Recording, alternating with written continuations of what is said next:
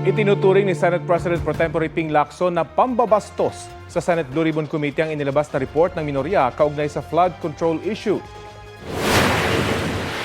Wala naman sa rules yan eh. Hindi ko alam kung bakit nagbiglang nagkaroon ng minority report. Pinadala niya sa Blue Ribbon, anong gagawin ko doon?